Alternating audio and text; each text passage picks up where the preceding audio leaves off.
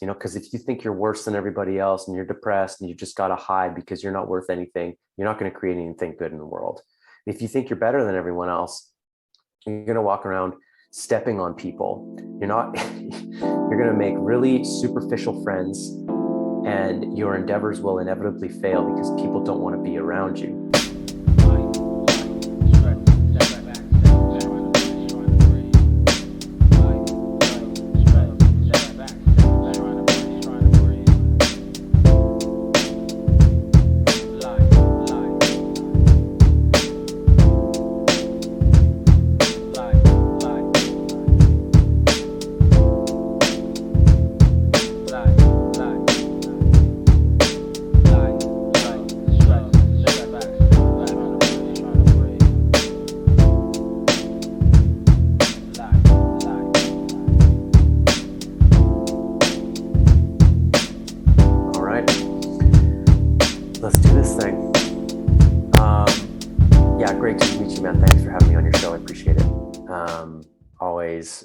I'm always happy to try to contact new audiences, new people who maybe don't know who I am or what my mission is.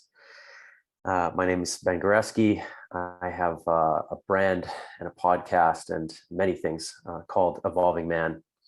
And I also work with a men's work organization called the Samurai Brotherhood. I run groups for those guys. I help run the organization, and their mission is closely aligned with my mission.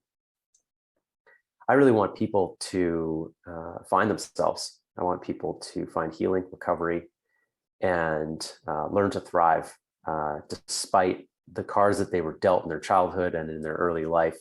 I want people to live their best life. That's really what I want. And I've had my own journey of finding recovery and finding healing and growth in my life and learning to thrive. And I want to share those things with other people. I want to help heal the planet as best I can and just share the medicine that I've been given in my life. And one of those methods is what's called men's work. Men's work circles have had a huge impact on this latest evolution in my life over the last 6-7 years. And it's the reason why I'm at where I'm at in my life right now. And the men's work group that I joined was called Samurai Brotherhood. And we had 3 groups at the time in the Brotherhood.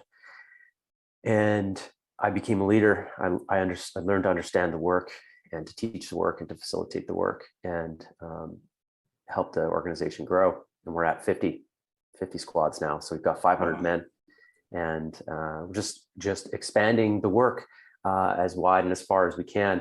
I want men's work to be as common as yoga. And in the future, I want it to be pretty clear that, as my friend Trevor Boehm says, in the future, there will be men who have men's groups and men who don't have men's groups. And it'll be pretty clear, and everybody will know like who's what, and it'll be that common, like, do you do yoga or don't you do yoga? This can be like simple dinner time conversation. So that's what I'm involved with. And I'm glad to be here to share a bit about that with you today. Awesome. Thank you for sharing that. Out of curiosity, is there any of the Samurai Brotherhood in Texas? Yeah. So how this thing started was in-person circles. And we grew to about, I'm going to say 20, 25 circles, mostly in the Vancouver, Canada. Vancouver's on the west coast of Canada, just above Seattle area. And we slowly started sort of expanding into different places. But 3 years ago, I came down to where I am now, which is Mexico. And I was leaving my my squad back home. I'm in the Tulum area right now. Okay. And I was like, whenever I travel, I can get a little bit insular with my wife. Like we get a little bit enmeshed and we get tired of each other's energy. Like men's group has always been this place where I get some space from her. I recharge, I come back and she gets some space from me. And it's a good thing. That kind of space is good for our relationship is what we found.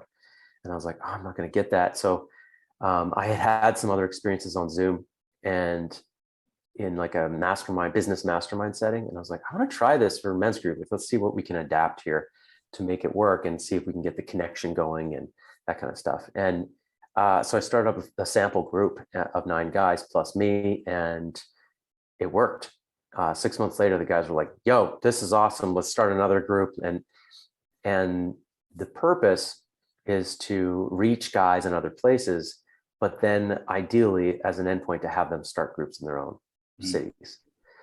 With using the format that we use, which isn't overly complex or particularly secretive. It just works, you know.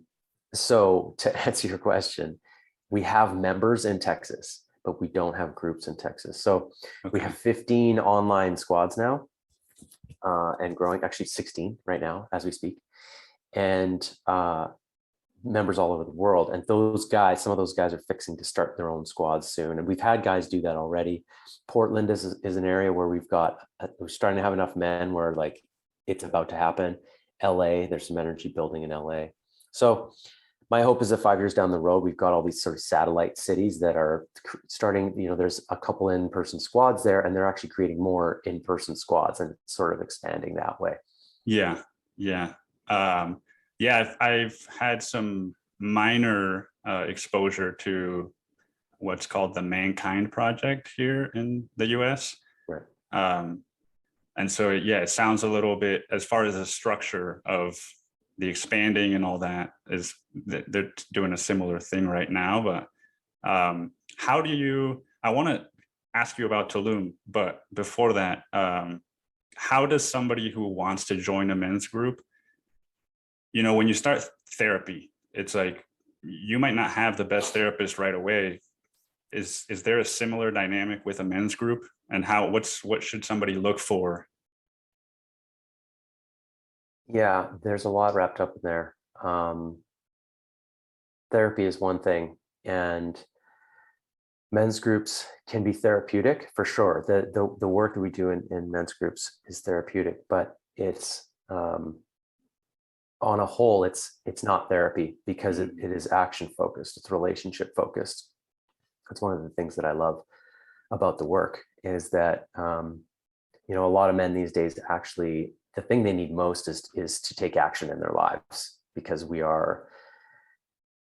we've been blessed with being able to make a lot of choices with what we do with our lives, and that we can get into decision fatigue, and we can be like, you can walk around your whole life going, what's my purpose? You know, what do I do with my life? There's endless possibilities, and never really take any action.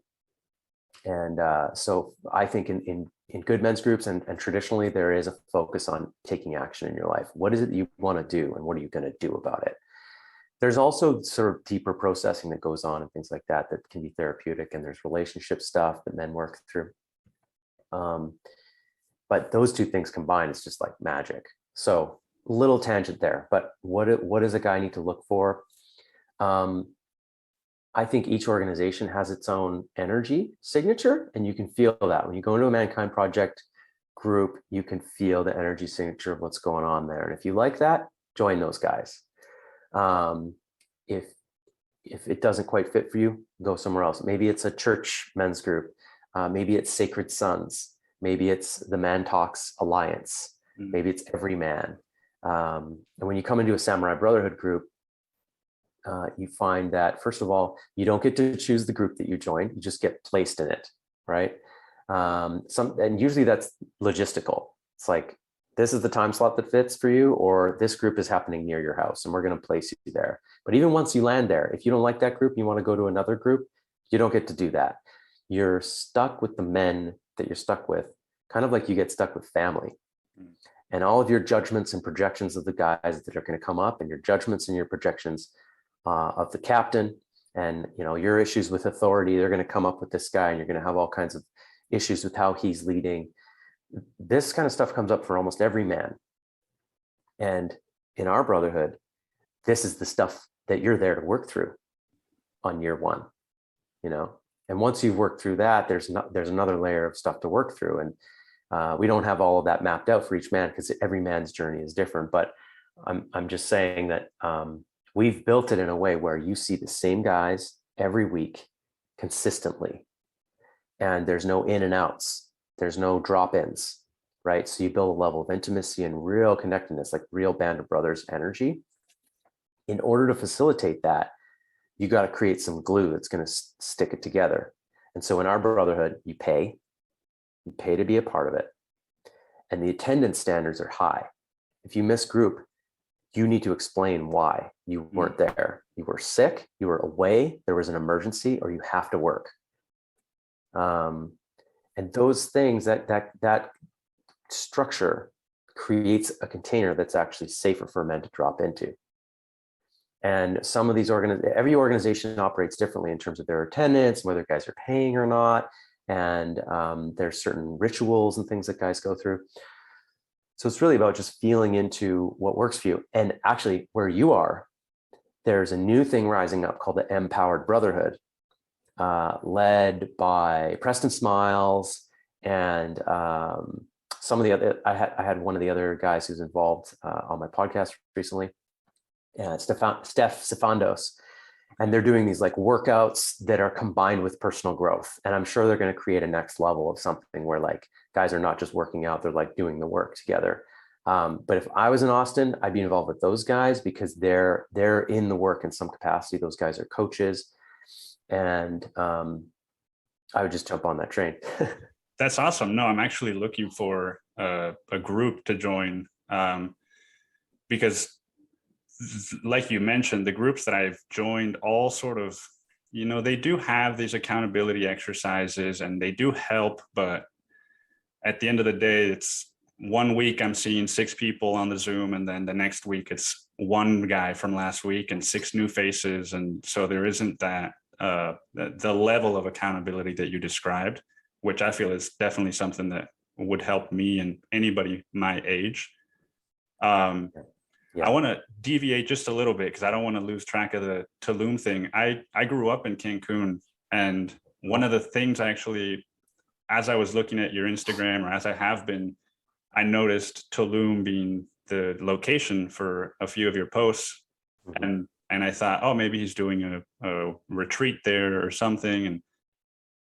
But you said you're still there and you went there 3 years ago. So you've been there for 3 years? No, I haven't. I actually came here for a month 3 years ago, and then we were just exploring Mexico. It was actually my first time in Mexico 3 years ago. I'm 37.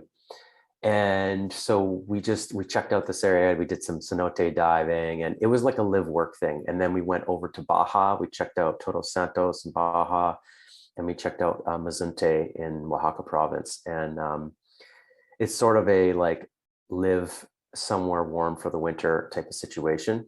Okay. And so we're currently doing that, and then we're actually going to hop over to Sayulita, which is a place I've also never been to. And I love to surf, I love to free dive, I love to spearfish, and so we're going to spend a month over there. I wish I was running events down here, and I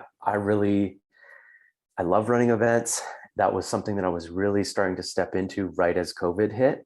I had organized this thing for the Brotherhood guys where we were going to be taught how to do the haka. We had these guys coming up from Australia, these Maori dudes who were currently living in Australia, and they were going to teach us a haka in Vancouver. And we had other events scheduled as well, and they all just got canceled in March of 2020. So I've been taking it easy on the events side of things, but I wish I was running something down here for guys, but sometime in the future, no doubt. Yeah. No, and I know that there's a lot of different like plant medicine retreats specifically in Tulum and Playa del Carmen, and I know that's something you've dabbled in. It's something I started doing in the last 2 years, and so I wanted to ask you about that a little bit. What medicines which one did you start with, and which ones have you done? And then I've got some more questions after that. Yeah, you're in recovery, right? Yeah, I've never really identified, and I think that's my own baggage. Like I've never identified as someone in recovery. Mm-hmm. But the truth is that yes, it's sex and marijuana. Uh-huh. Good. Yeah. Well, you just did identify, and good for you, man. I mean, you got to be able to identify something in order to change it, right? And both of those things have their own unique challenges. Marijuana is this very sort of socially accepted, up and coming, like it's cool now, but it's not like illegal. And sex is this thing that like, it's almost like, it's not quite like food, but it's like something you're going to do in your life. But there, you have to figure out how to not do it in like not deviant isn't the right word, but a self-destructive way, right? How do you, and that's very hard for people who have dealt with addictions or addicts, right? It's like, how does an alcoholic learn to drink normally?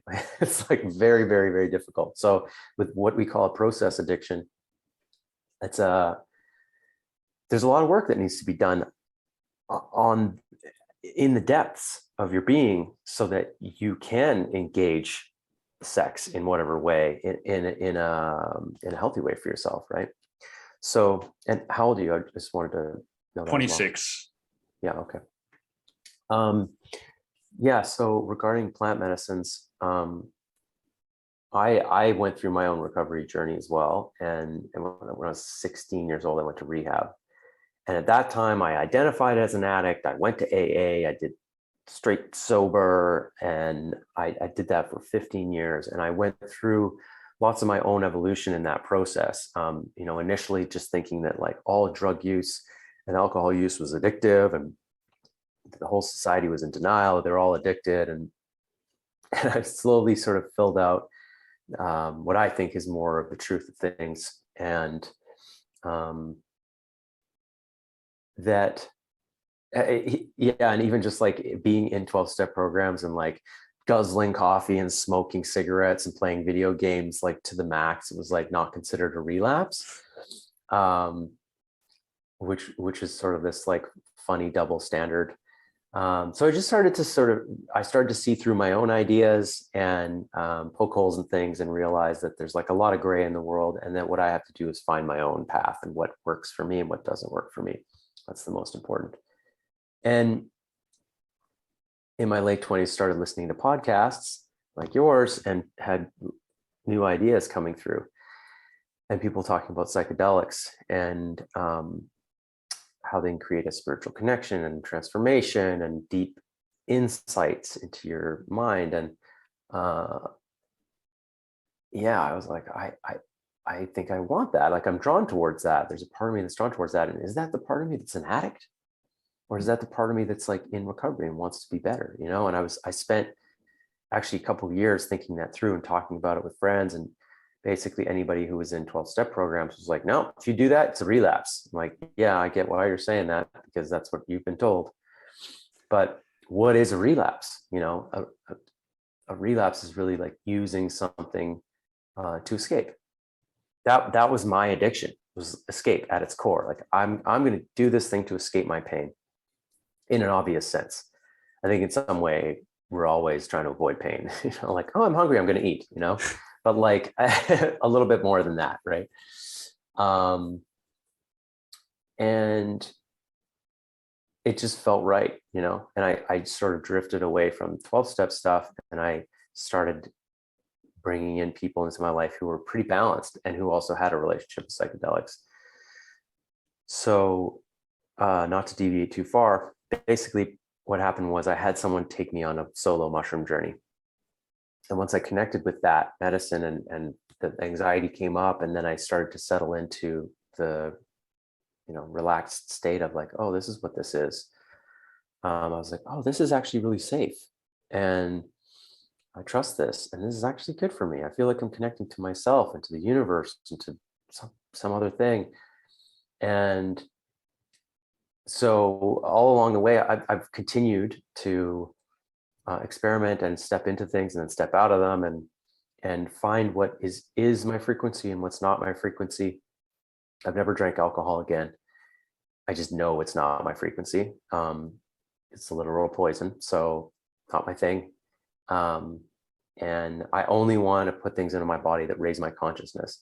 And actually, that is also something that became even more clear when I was on certain psychedelic journeys, where I was like, I got clear on like really what I want in my core and what I'm looking for, and which substances might help that and which contexts might help that, who am I with? Where am I? What's my intention? And what is the substance? And do I know what's in it? All of those questions are super important if I'm going to take a step forward. And so, yeah, I mean, in the end, mushrooms, LSD, couple MDMA journeys, a certain therapeutic drug as well, ayahuasca. I went to the jungle and also found that medicine in my home country. And yeah, just have developed this relationship with all of these things that's not like all the time and always something, but just balanced, and using the tool for the right purpose. And all along the way, yeah, just like having to deal with that part of my mind that's the addict still in there, just like wants euphoria all the time. And bringing that into balance. I think everybody has to learn that for themselves. And yeah, so that's the summary of my journey. And I mean, I'm down if you have any specific questions about that. Yeah, definitely. So just to give you some context, I had done ketamine, mushrooms, and MDMA therapeutically. Before I started this, I did a bunch of other shit. But it doesn't feel like I really started until I found like a shaman that I was working with directly who has like decades of psychology background. And it's not just me going to like a building in the middle of a plaza and doing ketamine and then just going home. And one of the things that I've always been afraid of with this work is spiritual bypass. And this thing of mine came up when you asked me if I'm an addict. Is like, I have this tendency to identify with like, oh, I'm not actually doing the work. Like I'm a fraud. And to my understanding, that is sort of spiritual bypass is like, oh yeah, I'm doing all these medicines, but my life is still in shambles. So I guess my question is, did you ever encounter spiritual bypass, or have you? And what is that like? How do you move forward if you realize that that's what you're doing? Mm-hmm.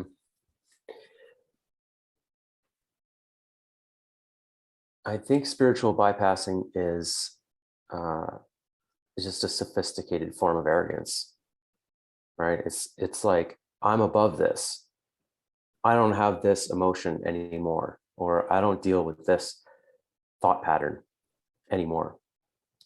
And humans are funny. It's like we tend to either, your ego goes one way or the other with things. It says you're better than everyone else, or it says you're worse than everyone else. You're more of a victim, you're more in pain, you're more slighted and disadvantaged by society than everyone else. And I think everybody listening to this can see that around them, and see how there's people out there who are just like, they just live to be a victim. And there's people out there who just live to be better than others and to like be a crab that's climbing to the top and I'm on top, and to dominate others. And I think spiritual bypassing is this sort of like shadow magician, manipulative way of your arrogance coming through and being like, oh yeah, like I've just transcended that. People do that a lot with anger. It's like you ask the person like, are you like, do you have anger in you? And a lot of people say like, oh no, like I'm not an angry person. Like I actually can't remember the last time that I was angry. Like I just think I did my work and I'm done with it. Like I'm just so grateful that I did the work in my life, right? And you laugh because it's like, wow, that's fake, right? But I think a lot of people go through a phase like that where they're like, oh, I'm done. Like I'm done my work. And the more you learn about yourself and about life, the more you learn how little you know, right? And so you see that in these geniuses who have like gone to the depths in the world. And they're like, oh, like they're humble because they're like, oh, I don't know anything. And you're like, how can you say that? You don't know anything. You know so much. And it's because they've seen through their own bullshit over and over, their own hubris, their own arrogance. And so I think a good way to deal with spiritual bypassing is, you can do that through ownership, like owning, like, yeah, this is how I think I'm better than other people. This is how I think I'm ahead. We do that sometimes in my men's group. I'm better than you because, and we'll just have guys like, I'm better than you because I'm faster and stronger. I'm better than you because I've done more with my life and I'm only 24. I'm better than you because I've read more books. And we all just do that all at the same time. And one at a time. And, in 20 minutes, it's like, there's so many hilarious things that have come out of a guy's mouth. And it's this sort of great equalizer, right? Because we all realize like, oh, look at all of us, like thinking we're the best. And other times we'll do like, I'm special because, right? Everybody share your special story, right? I'm actually a victim. I've had a harder life than you because, right? And just owning that shit, that's a very useful way to do it. And as you can see, like, it's really useful to do that with other people. You can do it with yourself, but it doesn't have as much power. Like, you can meditate on a mountaintop and meet God, but like, can you be with God while your mother is wagging her finger at you and you're 30 years old and she's trying to tell you how to live your life still, right? Can you be spiritual then? So I really believe in doing this with groups. And the other thing you can do is allow people to give you feedback. Sometimes what we do in men's group is you sit a guy at the front in a chair and guys will give him one at a time clear feedback about what they see in him. Could be, I see you as a leader because here's all the ways that I see you as a leader. Here's all the ways that I don't see you as a leader. Here's how you don't show up as a leader. And you're not always true to your word. You haven't taken care of your body. Your relationship's shit. And you admit that to us. And you're not doing anything about it. You're working in a job that you hate. Having guys say that to you in a controlled space where you have to just shut up and listen. And you just got to breathe and take that in. That'll bring you down off your pedestal if you're on one, right? So these are like really simple, useful techniques that you can create for yourself and you can find in an intentional circle. And this, you could see, Nick, why I'm like, yo, everybody needs a men's group, because everybody needs that. Like, we all spiritually bypass sometimes. We all think we're special. We all think we're worse than everybody or that we're better than everybody in some way. And we need a wise hand to slap us and snap us out of our delusion so we can get back to work in our lives. Because if you think you're worse than everybody else and you're depressed and you just got to hide because you're not worth anything, you're not going to create anything good in the world. If you think you're better than everyone else, you're going to walk around stepping on people. You're going to make really superficial friends, and your endeavors will inevitably fail because people don't want to be around you. And so the things that you create will fail and you'll end up with lawsuits, etc. We need that middle path where you're sort of humbled, but in touch with your purpose and moving forward and taking action in your life. And that's what these types of groups that are intentional and sort of personal growth focused will do for a person. Yeah. It almost seems like, at least in my experience, I'm trying my best to stay in that middle ground. And then as soon as I start to deviate one way or the other, life has a way of reminding me, like, oh, you've been down this arrogant path before, and there's these 3 experiences you've had before. Remember those? And then it just pops a new one up. You Exactly. brought up the thing about the with your mom pointing your finger at you or whatever, and it's one of the things I wanted to get in with you today. I have not the last thing, but the most recent thing, I guess, and the one that's taken me the longest to work through is the mother wound. I spent the last 2 years sort of focusing on my dad, and that's been amazing. and it's not by any means finished or anything like that, but I guess, so it's a couple things, so forgive me if it's a little scattered, but I find myself reaching these points where it's like, all right, I've done some work with this wound and my finances are getting better, and then this area is good, and then I choose, like, it's when it feels like everything is kind of like at peace, then I feel like I can jump into a new area. Like, now I'm going to start working on this part of my shadow or whatever. And over the last 2 months, it was like 6 things all came up at once. And on top of that, I decided, I think it's time to call my mom, who I haven't talked to in 2 years.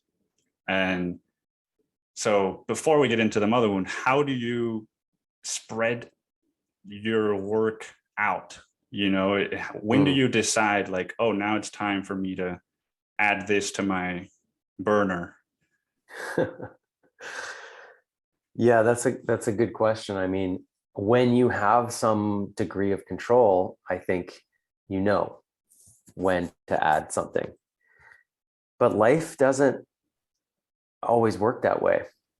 And it certainly isn't going to work that way as soon as you decide to become a father, right? Like, your kids are going to bring whatever they're going to bring, whatever lessons, and you will not be able to control the flow from that pipe. And you're going to need to balance your kids with your career, with your relationship with your partner, and your relationship with your family and your parents and everybody else that wants something to do with you, right? So yeah, at some level, I want to just say, like, hey, you just can't control a lot of things, and you just gotta, life is like you're kind of floating down a river, and you can swim and sort of move around and move to the side and make sure you don't, run into things, and you can direct yourself a little bit, but like, you're flowing, you're going, and things are going to come your way whether you like it or not. So but there is a way to sort of invite more possibility for transformation, or maybe more mayhem, or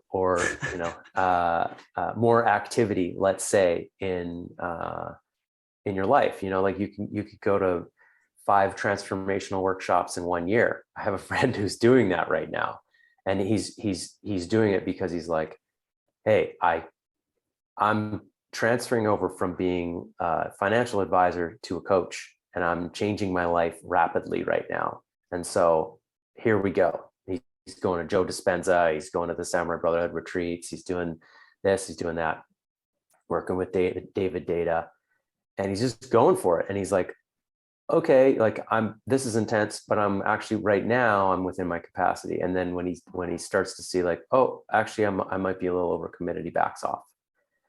So I think it's important to listen to that intuition internally, and also accept that at some level you're not in control.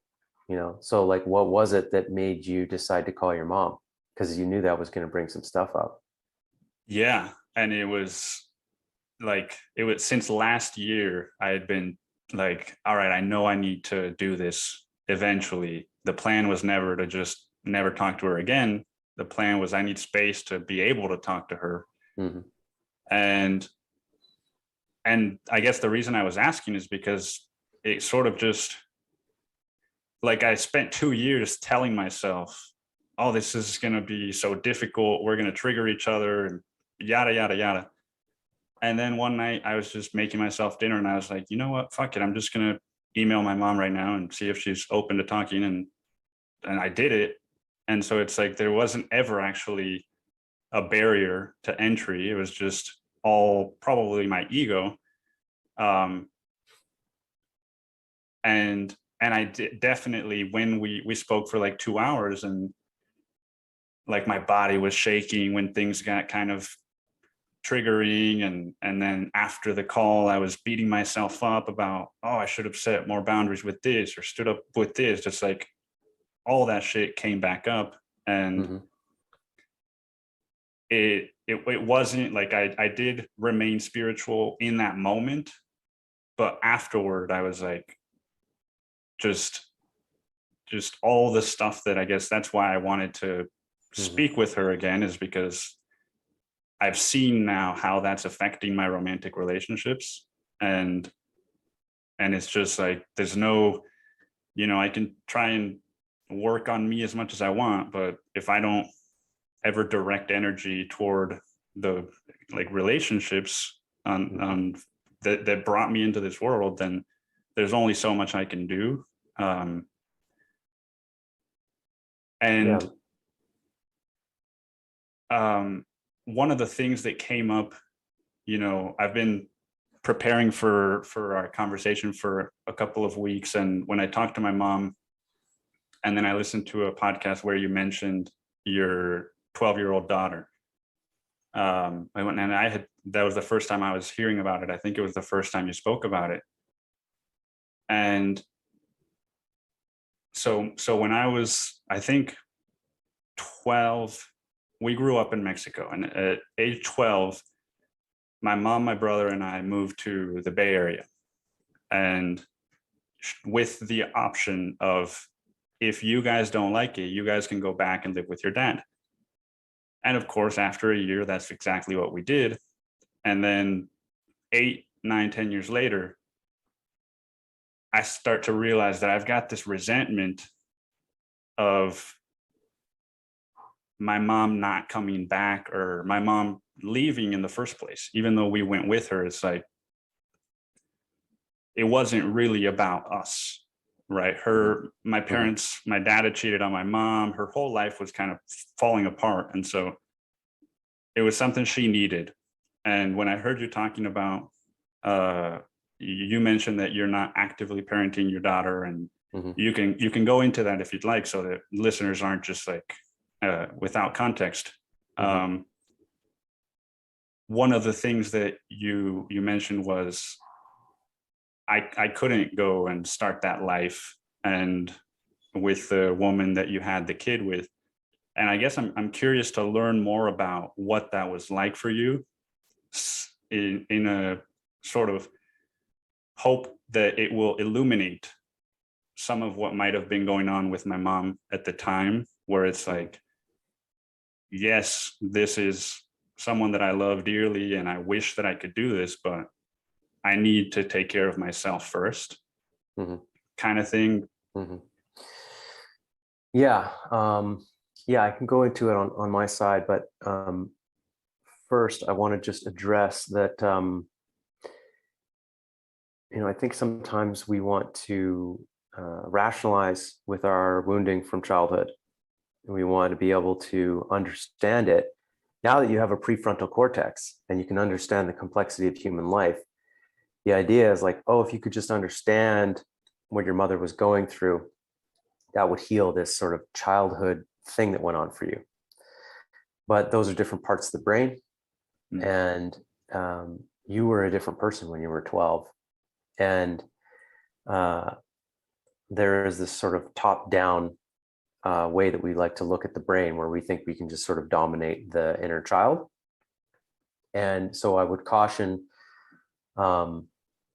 making that your only approach. It can be part of it, but at some level, you just need to go and feel what you were feeling when you were 12 years old. Just feel like you were abandoned, feel like, despite whether she was doing her best or not, just feel those feelings, feel that grief of being left, like you didn't have a mother when you were 12, when you were 13, when you were 14, when you really needed her, that's what you felt, all feelings are legitimate and just need to be owned 100%. And that's part of our problem, and why we're such a traumatized society, is that we're told that our feelings are not okay, and that we shouldn't feel them, and that we should bypass them in some way, right? So you can sort of see this, you can see it in the healing that adults try to do. They want to rationalize with their inner child, but where really they just need to give that inner child love, space, holding space, give that inner child a voice, So yeah, I encourage you to do both sides of that. but yeah, for me, the story is that I made a child with a partner who I was in love with, but we weren't committed to like get married and build a life together.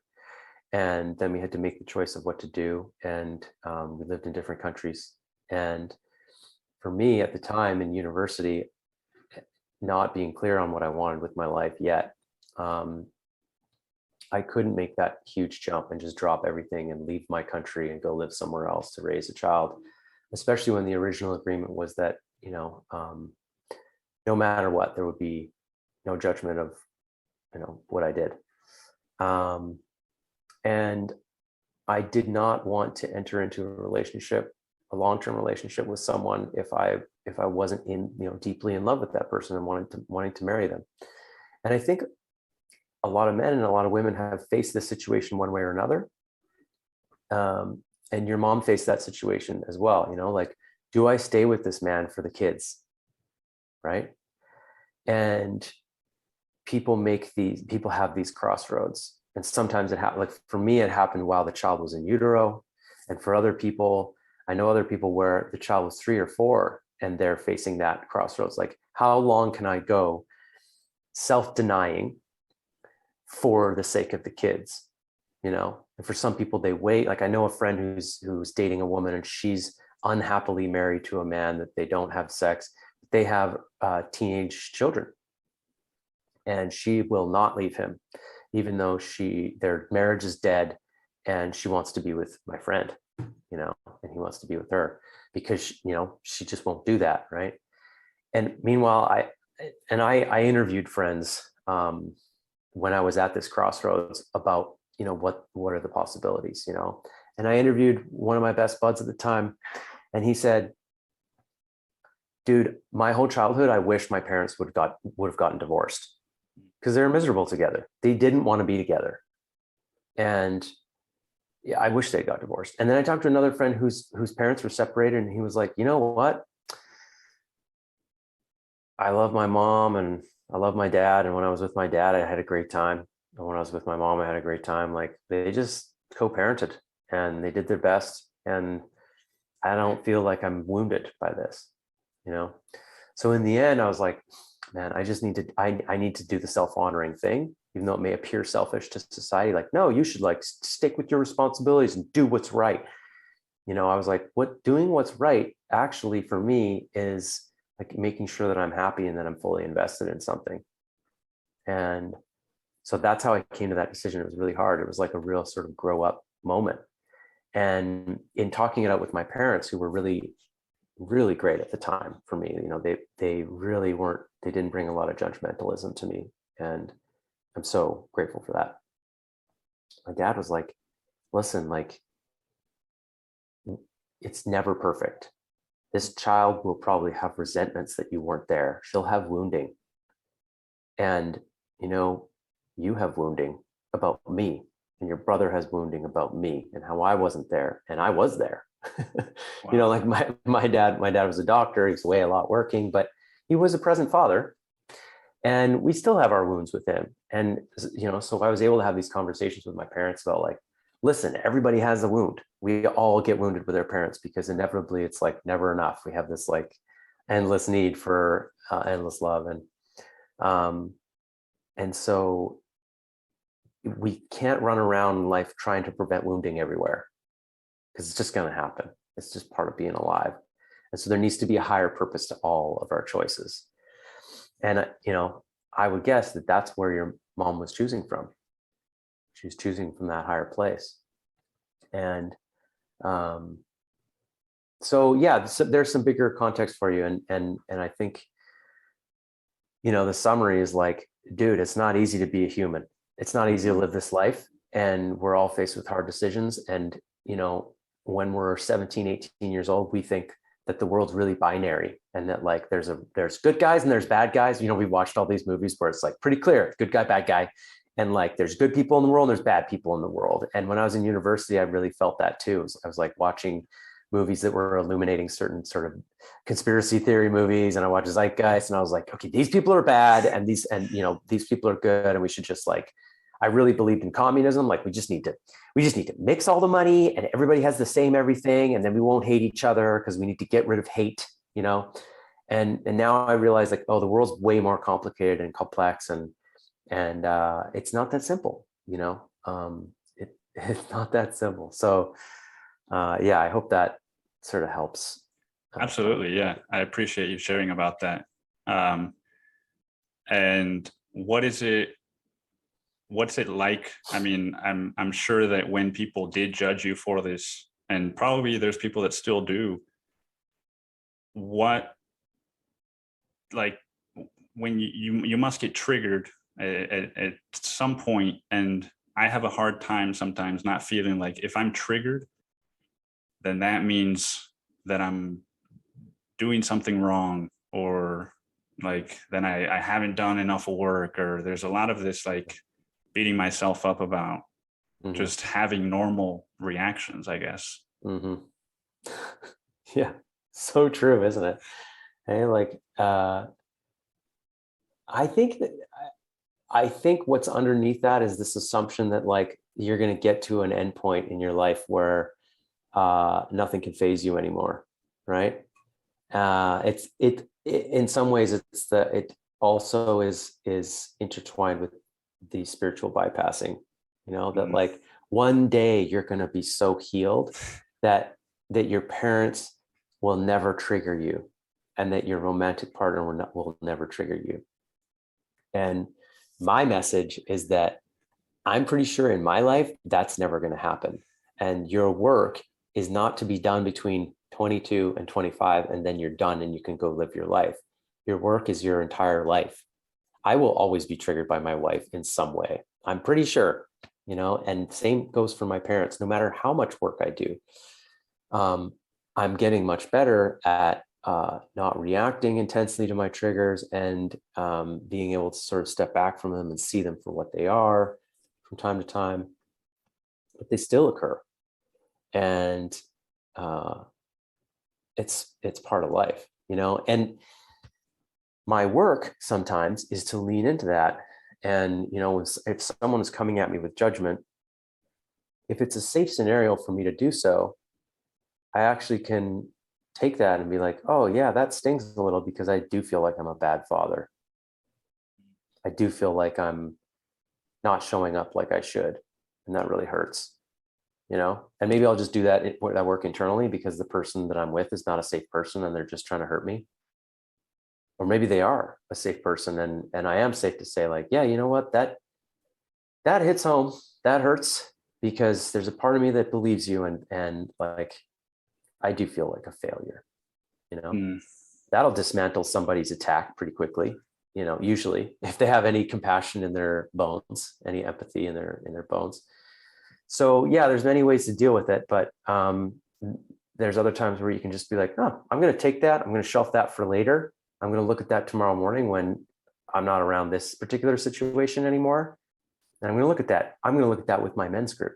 You know, maybe I'm going to bring that to my guys and say like, hey, you know, somebody said this to me the other day, it triggered me and it hurt. And one of the guys will eventually go like, well, part of that's true. And then I can own that with them. And somehow that just sort of flushes it out. You know, it helps me get rid of it. So going back to your phone call with your mom, my question for you is, who did you have that you could process that with? Who did you have that you could call and talk about this with? Like, hey, I had this conversation with my mom and I feel guilty and I feel like I should have done this, I'm beating myself up, etc. Yeah, I don't think this was a couple nights ago, and so I haven't done that. I have a couple of friends that are all in Mexico, so they're a phone call away that I can do that with. But that's part of the reason why I've been searching for a men's group, is because like I'll be triggered by my mom and then I'll talk about it to someone else, and then their sort of take on what's happening will trigger something else. And then I'm just like, there comes a point where I don't know if it's just, is it me or am I just not finding the right people to process this with, because Well, you're illuminating a scarcity that exists in society right now, which is why I'm so fired up about this. Because Mhm. like it pisses me off that you don't have access to that. I am upset that you don't have a circle of support like I have, or like some of the guys in my life have, where they have a squad of guys they can reach out to at any time and say like, hey guys, I want to process. Anybody available for a phone call? Like in my life right now, there's like a litany of WhatsApp chats where guys are sort of reaching out to each other or giving each other support all the time, because I've sort of embedded myself in this men's work thing. And then when I talk to other people, I realize how scarce this is for some people, and how it almost feels like unfair, or like something needs to change, because that I want that for you. I want you to feel like when you have a huge win in your life, or when you're struggling with something, that you've got a list of guys that you go to. And this is one of the reasons why AA is great for people. It's very underappreciated. AA has a program that's, people can criticize that. I think it's a useful program, but the fellowship there, for a lot of people, is what actually gets them clean. When you go to your first meeting, you get a list of people and their phone numbers, and they say, call these numbers anytime you want. Put them in your phone, middle of the night. If you're struggling, just go down this list, call somebody. And people do that from time to time, and they make real friends, and they reach out when they're hurting. It's the same principle, build a network of support. And I trust that you're actually looking. Yeah, And no. the issue is the supply. It's the demand is high. There is a ton of demand for this shit, and the supply is low. And like, we need more people. We need more guys like you just doing the work, because what happens is you find the right community that's a good fit, and you jump in both feet 100%. You're just into it, and it transforms your life. It takes you to your next level. And then you go, oh my God, I want to share this with other people. You become a leader, you start running your own group, and you share this with other guys, and they become the next generation of leaders. And this whole thing's a big fat pyramid scheme where we all get healthy together, and we find ourselves, and men evolve, and we grow up, So that's my hope for you, is that like your search right now, that your clarity, that like, okay, I'm looking for a men's group, is that just lands in your lap. It probably will. That's my guess. Yeah, no, I forgot the name of it already, but I'm gonna re-listen to the earlier part in this podcast where I think Empowered Brotherhood or something like that. Empowered. They have a website. Check those guys out. The Empowered Brotherhood. Yeah. And yeah, I'm definitely looking. I actually had an experience recently where I was in a men's group, and I'd gone for several weeks, and then we were doing like a exercise on the ground, and I had shared earlier in the meeting that I might not be able to see my dad because I wasn't vaccinated, and etc. Mm-hmm. And then I was no longer able to be a part of the group because of that. And it was just like, even after I found the group, that's why I asked, like, what do you look for? Because the fact that they would do that, like my dad has brain cancer, and I was first shared about it that meeting, and then the fact that somebody or a group of men would sort of, I guess it triggered my abandonment, but 100%. yeah. Yeah. But yeah, I'm definitely going to look into some of the other options that you offered, and I know we're out of time. So the last thing I wanted to ask is a quick thing. What is a book you would recommend for both, like two separate recommendations, one for shadow work, Mm-hmm. and one for somebody that's 2-3 years into their journey on whatever topic? Well, that second one's pretty wide open. Yeah, I just first want to speak to like the fact that you were excluded from this group because you weren't vaccinated. To me, that this sort of like groupthink and this discrimination, it just means that group's been compromised like the rest of society has been compromised right now. This is my opinion. and that the discrimination of this kind has just been like it's just been made okay, and it's not seen as discrimination in the traditional sense because the majority believes that you're just making a choice and that it's an irresponsible choice, and that they have a responsibility to shove it down your throat or exclude you from society. And I've seen this everywhere, and I've seen it in some of my friends, especially on Facebook, right? The extended community, you start to see the fighting that happens, and you start to be like, oh, okay, I don't really trust that person anymore. And yeah, I think the story hasn't fully played out, but I think we're really seeing the dark side of humanity right now in this way, how people will turn on each other over an infectious disease that has a very high survival rate, and especially related to treatment that doesn't actually seem to work that well. They're going to exclude you because you're not getting the treatment for the thing that has a high survival rate, and exclude you from society. And I'm the crazy one. Yeah, you're the crazy one. Interesting perspective, folks. Like, I thought we were all about love and tolerance. Like, isn't that what we say? Like, we're all in this together, unless you're vaccinated, right? Weird. That wasn't the original message, but I have a lot to say about that, and it's been really frustrating for me to be a part of society through all of this. But yeah, I just want to say, keep looking, man. And like, especially in Austin, I know this because I know people in Austin.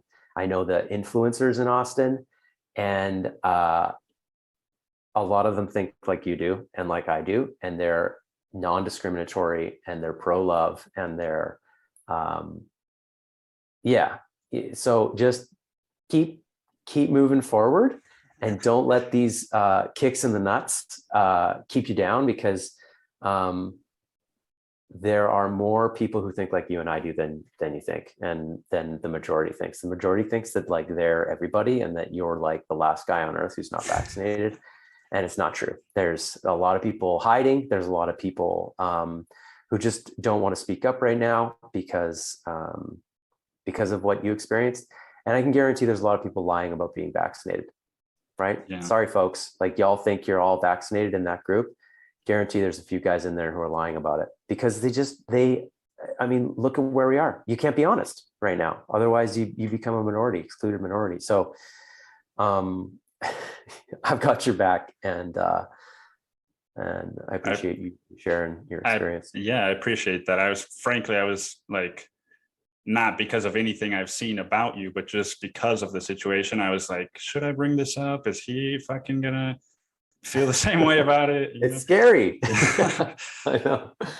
Yeah. So yeah, just to finish on your book recommendations. So a couple. So for shadow work, there's actually a great book called Owning Your Own Shadow. Okay. I believe the author is like Robert A. Johnson or something like this. It's a very thin book. It's a quick read, but it is like shadow work 101, very clearly stated, and he takes Carl Jung's concepts and does a great job of showing you why you should look at your shadow, and why you might want to do that with other people as well. A great book for anyone who's a few years on their journey. So I'm going to recommend a book for women and a book for men. So for men, check out King, Warrior, Magician, Lover. I read that book early on in my journey, and then I read it a few years in, and a few years in, I was like, oh yeah, it just hit, because the depth that they go to there with the archetypes is, you're not going to understand it at the beginning of your journey, in my opinion, unless you're like a real head, which I'm not. You have to really start to understand shadow expression, and like how the light shows up in a person and in a group, and how the shadow comes up. And when you start to do that work, and you start to do it in groups and yourself, And then you bring in King, Warrior, Magician, Lover, and you start to see the examples of how the king shows up in the world and how the lover is, and you see it in yourself. And then the shadow sides of those things. It's super cool. So I recommend guys digging into that like later on in their journey. And for women, my wife just wrote a book. It's called Becoming the One. And it's not out yet though, is it? She just released the pre-order link. Okay. I think that's it. Yeah, it's definitely on her Rising Woman Instagram. And it's a good book. I've read it, and women are gonna freak out over this book. Like all of the women who have read it so far, like I think I'm one of the only men who's read it, maybe the only man. Nope, there's been a couple. They like have had massive transformations just reading the book. So it's going to be a game changer. So if you're a woman, you're listening to this, go to Rising Woman and pre-order Becoming the One. It's going to be a bestseller. My wife's like, I don't know. And I'm like, babe, watch out. Like watch the wave that's going to occur from this. It's going to be really cool. Yeah. I saw the cover for it. It looks really good. And even, I mean, I know a lot of these books have crossover for men and women, but even for me, I was like, I'm interested in reading that. I actually would recommend it for men too. There's a lot of stuff in there around abandonment wounding and how to take care of your inner child. We talked about this on this episode, like really caring for your inner child. And she does a great job of illuminating that. Awesome. Well, thank you so much for coming on. It was awesome chatting with you, and definitely something I'm going to re-listen to and grab some nuggets of wisdom. So where can people find you? Yeah. My website is evolvingman.com. My podcast is the Evolving Man Podcast. On my website, I've got a couples course for couples, creating conscious love.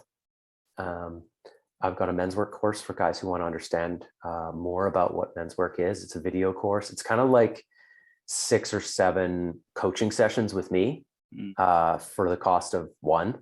So that was last year's project, and a lot of guys have said really good things about the course. We dig into archetype work in the course as well. And I'm also on Instagram at Evolving Man. So that's where most of my media is. Like if I'm like posting, I definitely don't post daily, but I might post weekly on Instagram. So yeah, follow the podcast, follow me on Instagram, and check out the courses if you or somebody you know could benefit from those things. So yeah, thanks Nicholas for having me on. Really appreciate it, and I think we had a great conversation. I hope people get a lot out of it. I agree. I'm flying down to Cancun tomorrow to see my dad, so I'll be sending you some good vibes. Thanks for coming on, Ben. Right on, brother. Have a good one. You too. Bye-bye.